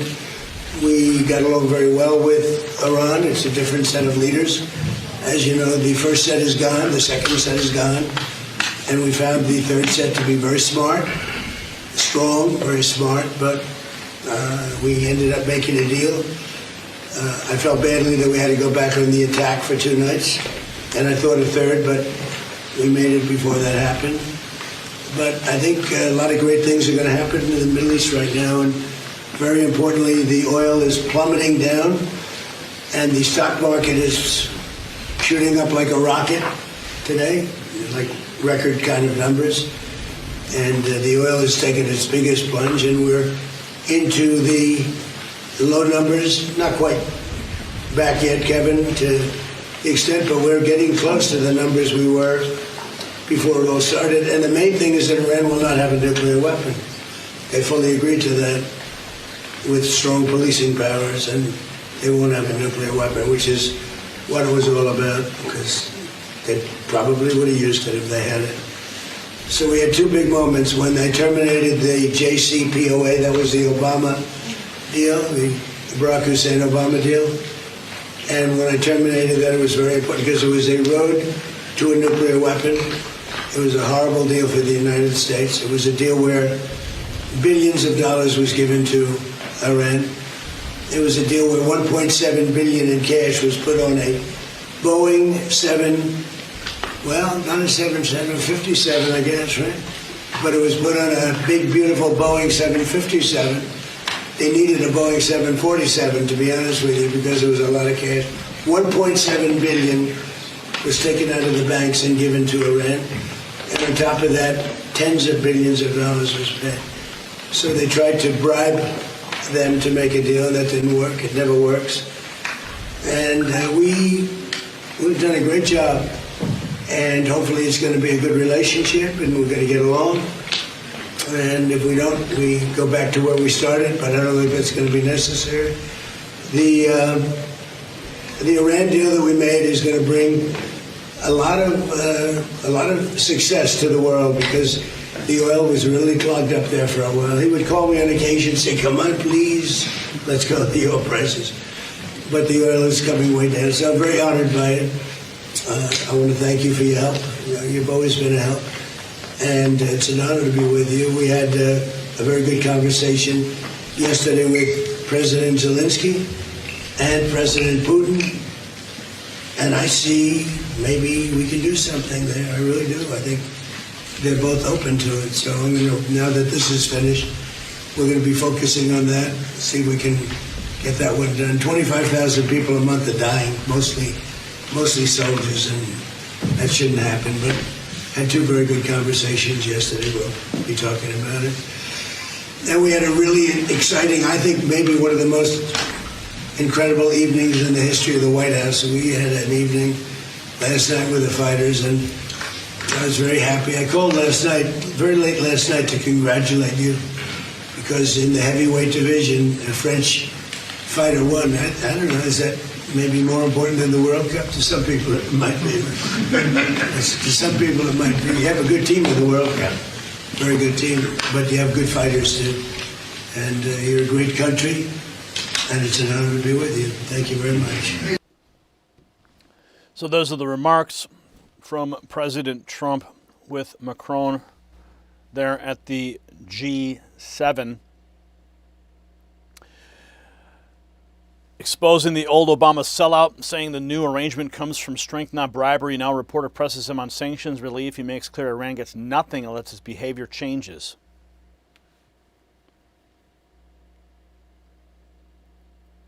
Mr. President, does the deal involve any sanctions relief for Iran? When would that go into effect? No, it doesn't. Well, they have to. It's really a behavioral thing. If they do what they're supposed to do, that starts taking effect. So the answer sets a term, no free pass, no blank check. Next, Trump says the MOU text is coming soon and promises a far stronger document than the Obama disaster. Mr. President, when will the text of the MOU be released? I think pretty soon. I would say, I want it to be released because it's a very powerful document. It's not like the Obama document, which was just a terrible document. This is a very powerful document, and I want it to be released. So probably pretty soon. I would say sometime after Friday, because the Strait opens completely. It's open now, but it opens completely. We'll have all the mines knocked out of, for the most part. We have a lot of lanes right now already. Mr. President. So I think sometime in the very near future. Yeah. So this is the moment the whole story turns. President Trump making clear that sanctions relief is not automatic. He said it's really a behavioral thing. If Iran does what it's supposed to do, then that starts taking effect. And that's the heart of the Trump doctrine right there. No blind trust, no blank checks, no fantasy diplomacy. Performance first, compliance first, America first. So the real win here is bigger than a summit stop in France. The Trump administration appears to believe the hardest part of the negotiation is over, and now the deal enters the only phase that matters, implementation. If ships keep moving, if oil keeps flowing, if prices stay down, and if the document backs up the rhetoric, then Trump will have something Washington's foreign policy class hates most: proof. And that's why this trip matters, far beyond a runway arrival, a summit photo, or even a friendly exchange with Macron. President Trump is projecting confidence because his team believes the agreement is moving into an enforcement phase that can be measured in tankers, markets, and outcomes. He even had time to congratulate France's Cyril Gahn after that White House fight night, because this administration is operating from strength across the board. Diplomacy, economics, culture, and national confidence. The old globalist model gave us weak paper deals and endless excuses. The Trump administration is demanding behavior verification and visible results. That is how serious leadership looks. If you think that Americans deserve deals that can actually be enforced instead of sold with media spin, share this report and subscribe to the channel and sound off below. Yes or no, do you believe President Trump is on the verge of proving that this Iran agreement is already delivering real-world results? Let's have a conversation. Let's make sure you stay connected with the Next News Network, despite what the algorithm decides or when the notifications never arrive. Thousands of patriots have already texted the words raw feed to 844-840-4963. We're just waiting for you. We don't want you to miss out. We want you to be on the inside getting the news that you rely on. And that's how we're bypassing the middleman, going direct to you with one text message a night, right to your phone, with the latest news that we produce here just for you. And since there's so much winning going on, we need to celebrate. America 250 is upon us, and it's time to celebrate. I want to celebrate with you. Check out the merch shelf below this video, or pick out something you like at shop.nextnewsnetwork.com.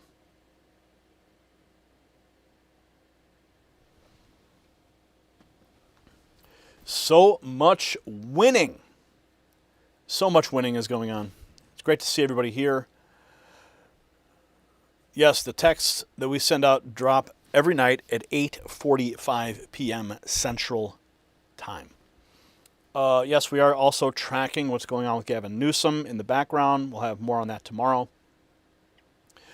Yeah, Gavin Newsom is freaking out right now. He's under DOJ investigation, and he's taking to the cameras to cry about it. We'll have more details tomorrow as that story continues to develop. But right now, more developing news. The cartels are panicking. President Trump is making clear there is a new sheriff in town. Despite what's happening in Iran or even Cuba, President Trump is delivering massive results. So we're going to go ahead and jump right into that story. So much is happening. It's such a velocity. It's actually, sometimes it's hard to keep track of it all. Every corner of the world, President Trump is making an impact. And we're trying to track it all for you. Right now, the headline is huge, but the real story is even bigger. President Trump just announced that the leader of the Tren de Aragua has been taken out in a lethal strike, and it's not just another crime update. It's a message to cartels, traffickers, gang bosses, and every foreign predator who thought that oceans, borders, and failed governments could shield them from American justice. The Trump administration is no longer treating these monsters like paperwork problems. It's treating them like national security threats. If that's true, then everything about how America fights cartel terror just changed. And let's be very clear about what's on the table here. Tren de Aragua is not some local street crew. This is a vicious foreign gang tied to murder, kidnapping, extortion, drug smuggling, sex trafficking, and terror inside American communities. Families have buried children. Women have been preyed upon. Entire neighborhoods have paid the price for years of weak borders and elite denial, much of it fueled by the chaos that poured in when the Biden administration refused to secure this country. President Trump campaigned on ending that nightmare, and now we're watching promises kept in real time. But the biggest development is not just that one gang leader is gone. The biggest development is that the Trump administration appears to be merging immigration enforcement, anti-cartel operations, trafficking crackdowns, and international targeting into one America First security doctrine. No safe haven, no sanctuary, no excuses. And that should make every cartel boss very nervous tonight. And while we're talking about protecting our homes and restoring strength, let me quickly share something personal with you. You've probably seen the clip, it's gone viral, of Joe Rogan with Mel Gibson, where they talk about people facing serious health struggles and seeing dramatic turnarounds. Rogan mentions light-based therapies working at the cellular level. Gibson says it's straight, the stuff works, and that got my attention.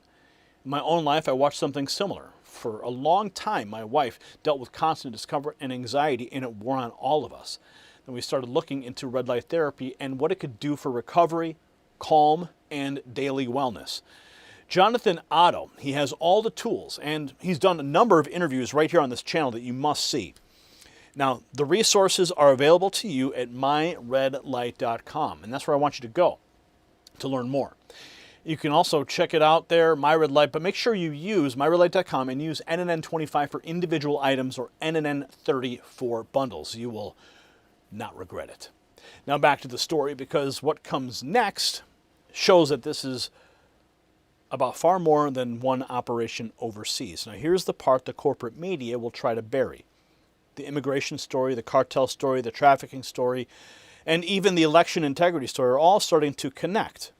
In Minneapolis, anti-ICE activists reportedly tried to interfere as agents moved on a suspect tied to 57 pounds of meth. In New Jersey, an ICE agent was struck by a fleeing suspect. Now, DHS Secretary Mark-Wayne Mullen is signaling that even polling places are not automatically off limits if the goal is protecting lawful American elections. That's not random. That is a doctrine that's taking shape. Let's go to the moment first. You may have seen this. It is absolutely remarkable. This is President Trump taking out the head of Tren de Aragua. Breaking news, President Trump says U.S. forces have conducted a lethal kinetic strike that took out the leader of the brutal street gang Tren de Aragua. Now, the gang originally started in Venezuela, but its footprint has spread throughout our country like a virus in recent years. And they are vicious. They murder American citizens. They kidnap young women. They rob and maim people. They smuggle guns across state lines. They import deadly drugs into our communities. And they sexually traffic young women after they smuggle them into America. Well, President Trump finally getting justice for the carnage that this gang has unleashed on this country, writing on Truth Social, quote, "During my campaign, I pledged to expel these monsters from our country and bring justice to the families of those they slaughtered, including the precious 12-year-old Jocelyn Nungari, 22-year-old Laken Riley, and countless other beautiful souls." 12-year-old Jocelyn Nungari, you'll remember her, was sexually assaulted and then brutally murdered, allegedly at the hands of two Venezuelan nationals who the federal government suspects are members of Tren de Aragua. She fought so hard that prosecutors said she left bite and scratch marks on her attackers. And then who can forget 22-year-old Laken Riley? She was kidnapped and brutally murdered after a likely TDA gang member, who the feds say had TDA tattoos and wore TDA clothing, tried to rape her. She fought as hard as she could to stop that monster. And now those families have justice today. Justice, swift and kinetic. Trump didn't just make a statement, he backed it with force. Now here's the actual strike footage. Trump Daily Post posting this. This is what President Trump posted, the actual strike. Look at that. Goodbye. Unclassified drone attack footage. The blast sending the warning loud and clear. Now we're seeing the fallout as suspected Tren de Aragua members shipped back to Venezuela react with pure rage. One of the members of Tren de Aragua calls them all dogs. Many of the detainees are accused of several serious crimes.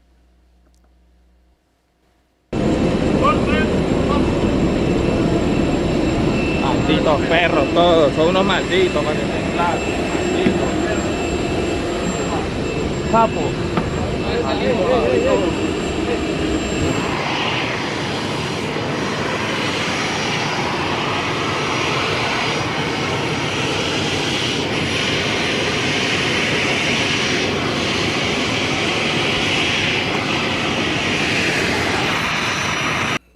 Strange, they're all wearing Marvel Comics t-shirts. I wonder if that's a gang sign or something. So while thugs curse the system, it's cracking down.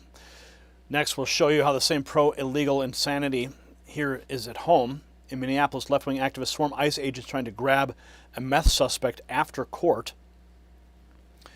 Minnesota liberal retards surround ICE agents and try to stop them interfering in an apprehension of an illegal alien named Junior de Jesus Herrera Barrios after his court hearing for possessing an intent to distribute 57 pounds of meth.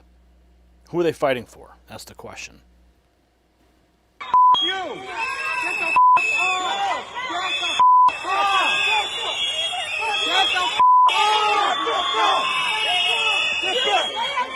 off! Get the out of here! Get the out of here! That's your fucking face, man! You kid!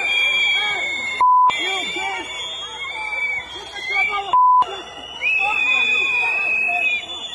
blowing whistles, interfering with ICE operations. They should all be arrested immediately, in my opinion.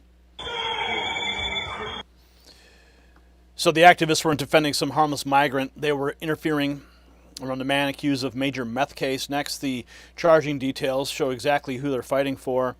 Chaotic scenes in Minneapolis. ICE agents apprehend Junior de Jesus Herrera in possession of 27 kilograms of meth. Traffic stop leads to 57-pound meth seizure.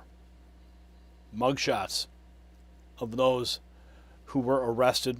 Black and white, 57 pounds of meth, 3 men charged. Now the conversation moves to election security, where DHS Secretary Markwayne Mullin says only American citizens should be in line to vote. And of course, that's one of the left's favorite reasons to melt down. We see incidences where we're having 20, 30 ballots being mailed to the same address. But those people who have passed away, they may have received a ballot. That doesn't mean that they're able to send it back. Well, it doesn't mean that it's not being used either. Are you explicitly trying to curtail mail-in voting? No, what we're saying is make sure that they're legally able to vote. That's it. If you're illegally able to vote, we want you to vote. And we want to make sure you can trust it. We do this in Oklahoma. My wife and I voted just actually yesterday. We flew back to Oklahoma just to be able to vote in our primary coming up. And we walked in there. Everybody knows me. We go in, and I still have to show my ID. She has to show her ID. You know what? Perfect. I'm glad. They had to make sure that we were registered to vote. Wonderful. What is wrong with that? Nothing's wrong with that. That is saying that we have a secure election, and all of us, regardless if you're Republican or Democrat, we should all agree that we want to have a very secure election, and only American citizens, regardless of your party, but only American citizens are voting in our federal elections. Briefly, at your hearing recently, you didn't rule out sending ICE agents to the polls in the midterms. Are you willing to rule out sending ICE agents to the polls? No, what I said is that we would only be there if a threat is arise. So you're not ruling it out here today? No, keep in mind, why would ICE be there? Because the only people that should be voting there is American citizens. There shouldn't be any immigration enforcement. So this should be a mute deal for any Democrat. Why would there be a circumstance where you would need ICE agents? Keep in mind, ICE agents are there to flex if we need to. So you saw ICE at TSA lines, not processing, but in the soft areas. If a threat were to arise, for whatever reason, at a polling station, say a bomb threat would be called in, our ICE agents are more than just immigration custom enforcement. They're also trained to have SRT, which means that we can have an emergency team respond quickly. The only reason why we would be there is not for voter identification. It'd be because a law enforcement is needed, and the local law enforcement would be part of that conversation. So we wouldn't show up on our own. We would be getting asked to show up, but not for immigration purposes. Because, as I said, the only people that should be in line are American citizens. So there should be no reason to have any type of that. I don't want to cut you off. So his point, very simple: secure the polls, stop pretending it's controversial. Next, a liberal on Timcast blurts out the real Democrat fear: illegal mothers being scared off by ICE presence. A liberal on Timcast reveals why Democrats oppose ICE at polling places: illegal mothers watching anchor babies vote.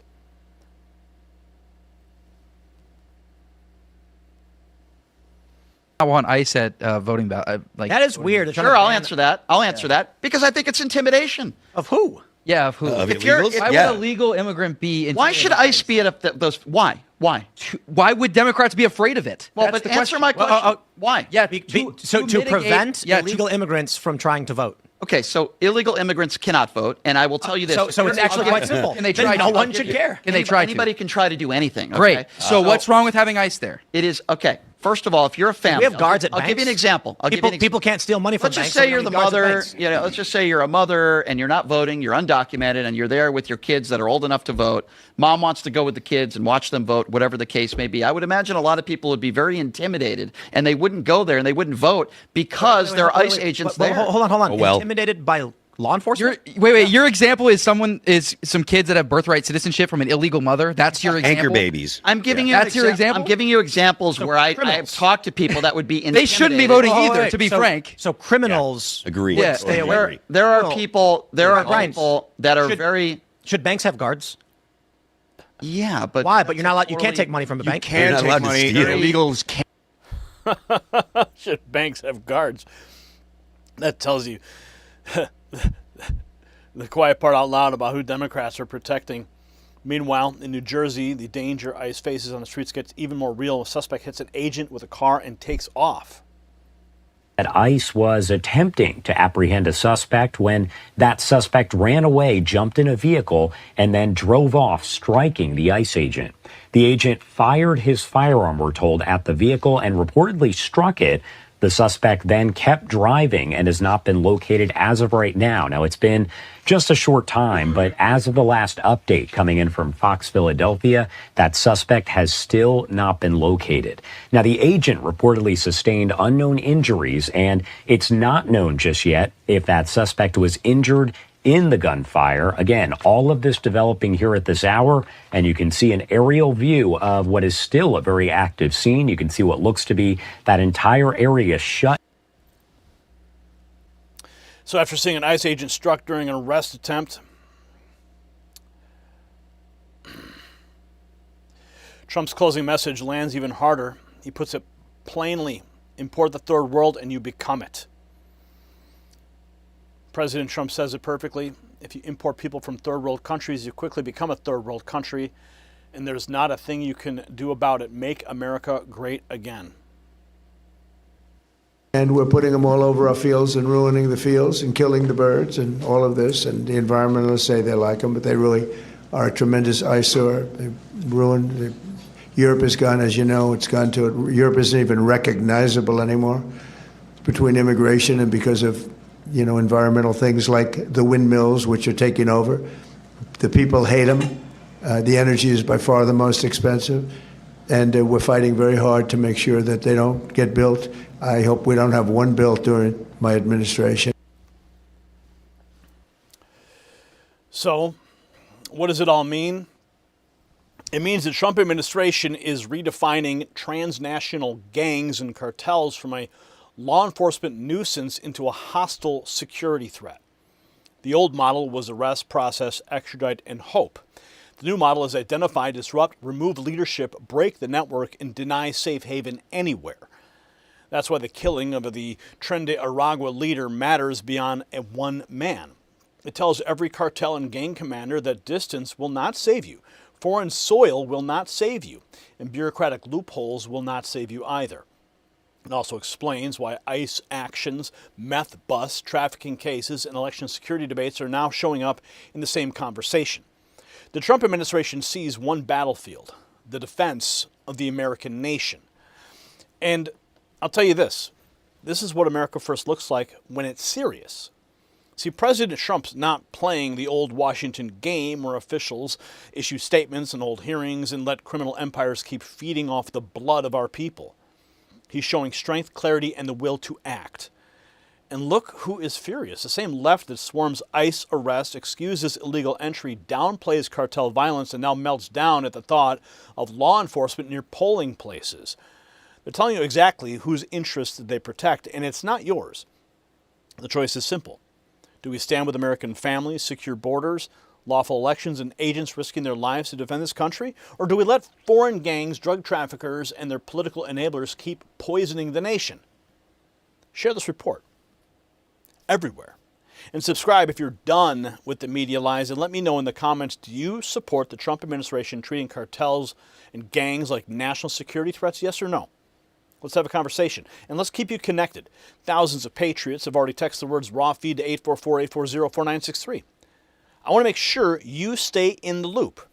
So simply text those words, and we're going to send you a message every single night, and you will reap the rewards and benefits of getting the news when YouTube, the algorithm, or the notifications never arrive. I'll send them directly to you. And since we're winning so much, let's celebrate together. America 250 is here, and we've got some merch so you can show your patriotic pride. Check out the merch shelf below this video, or simply go to shop.nextnewsnetwork.com.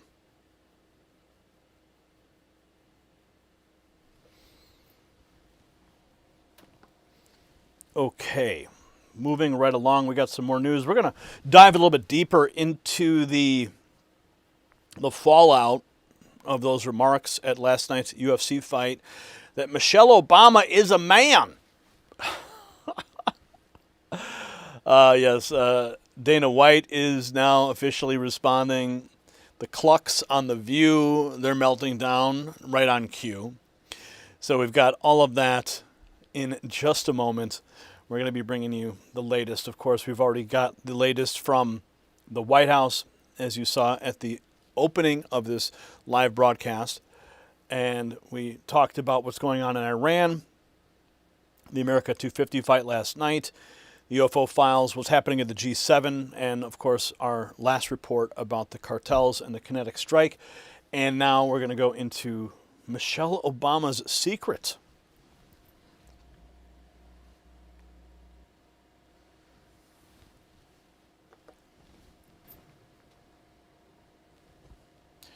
Something happened at President Trump's UFC Freedom 250 event on the White House South Lawn that the press still cannot control. They cannot spin and definitely cannot ignore. Yes, a fighter made a line that instantly detonated online. Yes, the crowd reaction was massive, but here's the part the legacy media still doesn't understand. The story stopped being just a sports moment or even a political moment almost immediately. It became internet culture. It became a meme factory. And once that happens, the gatekeepers lose. So why are the media and the left absolutely panicking over one wild moment from one fighter at one unforgettable Trump event? That's the question. I'll tell you, because this is bigger than Josh Hokett. It's bigger than a joke, bigger than a clip. What we're watching is a cultural test, and President Trump just passed it in front of the entire country. The Trump administration's America 250 push was clearly built to do one thing above all else: make patriotic celebration impossible to ignore. Mission accomplished. The White House UFC event didn't just make headlines, it broke containment.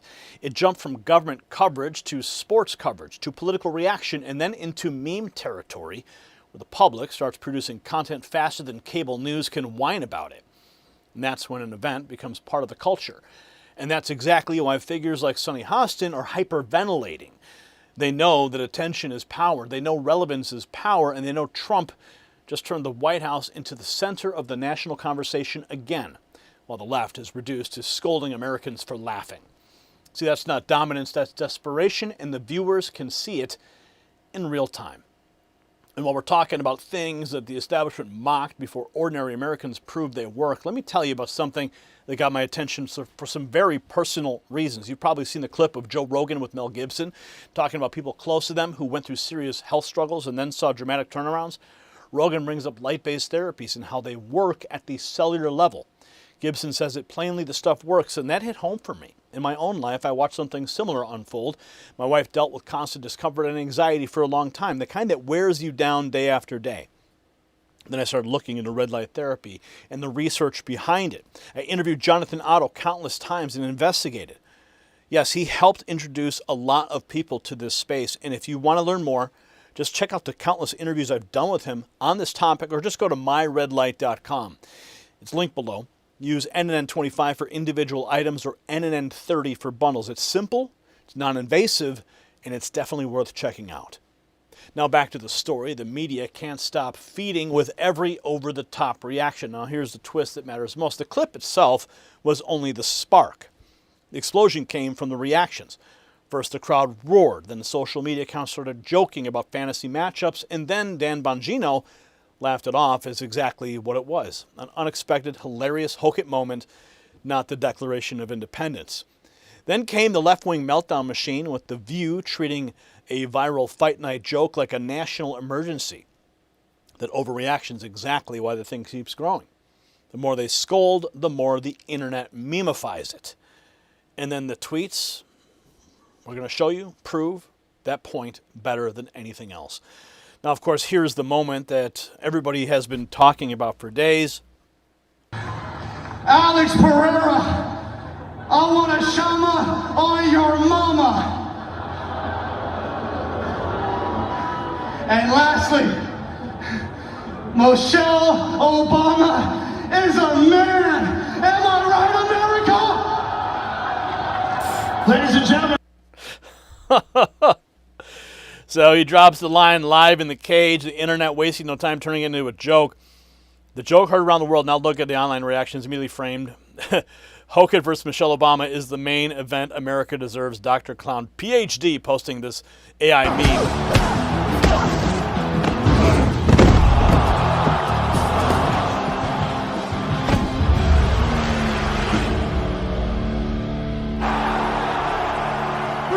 Obama is a man!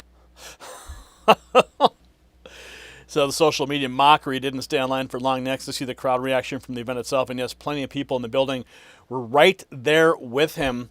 The crowd at the Ellipse agreeing. Hey, shout out to Trump for having the balls to put some shit like this on. Yeah! And if I'm gonna say anything, there's only one person more incredible than the Incredible Hulk, and that's my Lord and Savior, Jesus Christ.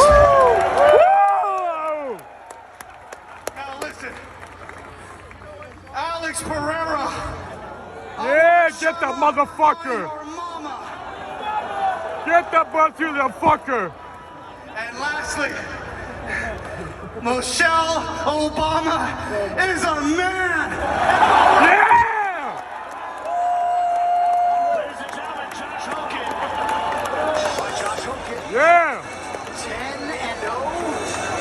10-0. That's the reaction from the Ellipse. 80,000 people were there. So it wasn't just a fighter popping off. The audience fed off it, and that's exactly what sent the daytime outrage machine into overdrive, with Sonny Hostin melting down on The View. Rages and hyperventilates over Trump smirking the UFC heavyweight fighter Josh Hogan, declaring Michelle Obama's a man. I want to address the derogatory slur made about the former First Lady Michelle Obama, because I think it's important to address. And we won't dignify what was said by repeating it, but you should look it up. And I think the reason that it's important is because for a long time, and the roots are in slavery, black women have been slurred and made to feel that they were unattractive, made to feel that they were masculine, made to feel that they were they didn't have the femininity that a white woman would have. And so there's this intersectionality between racism and sexism that was on full display at the White House. The crowd laughed at the statement, and the President of the United States smirked, and never addressed what was said. That is beneath the dignity of the office of the President of the United States, and it's beneath the dignity of the American people. Yeah. Okay. So the media panic instant, trying to turn a cage-side joke into a national scandal. Dan Bongino brings it back to reality, calling the moment unexpected, funny, and not exactly the Declaration of Independence. So it was everything you hoped for? It was pretty great, yeah. A lot of excitement. Yeah, it was a good time, man. I like the fights anyway, so. Yeah, a couple quick knockouts. The last fight was pretty good. So, yeah, good stuff. I got to ask, what do you think of Josh Hogan saying Michelle Obama is a man? I think it was probably the most unexpected and unintentionally hilarious moment of the night. The whole place kind of erupted. So I think you see online, like, that kind of blew up. So. It was kind of weird, though, because, it's celebrating America event, and then, she's part of American history. Listen, you got to smile a little bit. It's funny. Just joke around. He's Hogan. It's Hogan. You're not here reading the Declaration of Independence. So his point was simple: loosen up. It was Hogan being Hogan, but not everyone in the fight world was willing to shrug it off. Dana White publicly condemning the comments. Variety says UFC boss Dana White condemns Hogan for saying Michelle Obama is a man during the White House UFC event. I understand the Obamas are public figures, but I'm completely against saying nasty and false things about people's families. Everyone knows my position on free speech, but I hate that kind of nonsense. So Dana White, not too pleased by those remarks, trying to draw a line against saying he's against taking shots at people's families, but that didn't stop MAGA World from connecting the moment to older celebrity remarks that the press spent years pretending never happened. Remember Joan Rivers told reporters Michelle Obama was a transsexual and that Barack Obama was the first gay president in 2014. She died months after the statement. Many speculate there was foul play. Ms. Rivers, how are you? You made a ton of news officiating the wedding in New York yesterday. Is this like a new cottage career move for you? I am so excited. Okay. And I should do very well because I don't charge. And do you think that the country will see the United States will see the first gay president or the first woman we president? already have it with Obama, so let's just calm down. Got it. You know Michelle is a trans. I'm sorry, she's a what? a transgender. We all know. Oh my gosh. Oh gosh. It's okay. He does look like. You know, we've come a long way. There was a time where saying a statement like this could actually maybe get you killed, and now...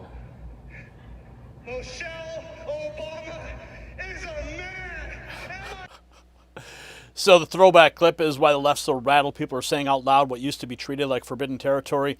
The night ends with the image that really drove them crazy. Hochul celebrating with Trump and handing over his chain. Someone actually caught that moment.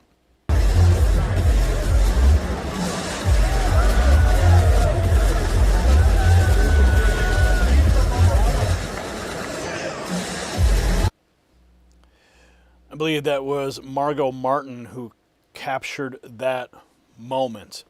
So what does it all mean? It means the UFC White House event has crossed a line every administration wants to reach and almost none can hit. Cultural saturation. People are no longer merely reacting to an official event. They're remixing it, joking about it, arguing about it, clipping it, memeing it, and turning it into folklore in real time. Sonny Hassan's outrage, Dana White's distancing, Bongino's laughter, and the crowd reaction, the endless meme posts, all of it feeds the same machine. Love it or hate it, America watched, and when the public starts creating the story faster than the media can frame it, that's when you know President Trump didn't just host an event, he owned the attention economy. And the left is furious because they know it. So at the end of the day, this is why the media class keeps losing touch with normal Americans. They see a rowdy, unforgettable, hyper-American event at the White House, and their instinct is to lecture, moralize, and shame people for laughing. But millions of Americans saw something else. Energy, confidence, freedom, and a president who understands how culture actually works. The real headline is not that Josh Hochul said something provocative. The real headline is that UFC Freedom 250 became so big, so visible, and so alive online that the internet took it over and made it its own. That's a win for President Trump, a win for America 250, and a nightmare for the left-wing gatekeepers who no longer control the conversation. If you agree, share this video, leave a comment, and subscribe to the Next News Network. And here's my question for you. Is Michelle Obama a man?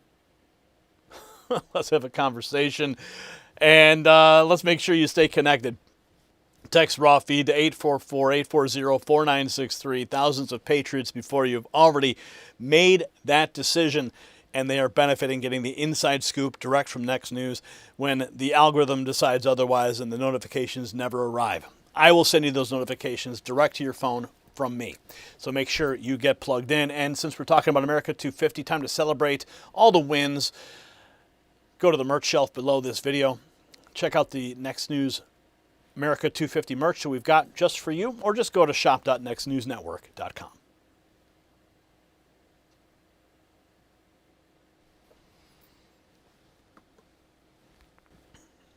All right, that is a wrap for tonight. Thank you, Pothead Kenny, and Dolores, and Damon Gore, and Lynn, and Looney Rooney, and F&A Ranger, I said it right, and Mama Missy, everyone watching over on Trump Daily Posts on X, everybody over watching on YouTube as well, and at Next News. Make sure you follow us on all platforms.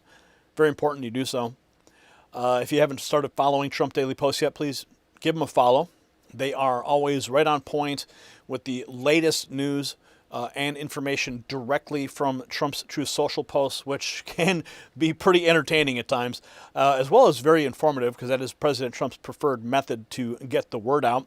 And of course, when he drops spicy memes, even memes that we've created here at the Next News Network that President Trump has shared on a number of occasions.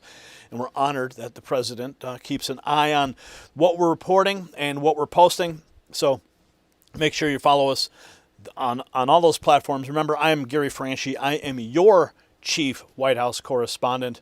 Always going to bring you the latest news without the spin that the left-wing media tries to just confuse you with. We're here to cut through all the noise and bring you the latest, and we are thankful that you've chosen us and watched this broadcast. Make sure when these videos drop on X or on YouTube that you share them out with people. Our preferred method is not just a repost, but when you copy the link itself and then you share that through a text message. That is the best way to bypass all the algorithmic suppression by simply sharing an X post through a text message or a YouTube link through a text message. We appreciate you when you do that. We'll see you tomorrow. Have a wonderful evening.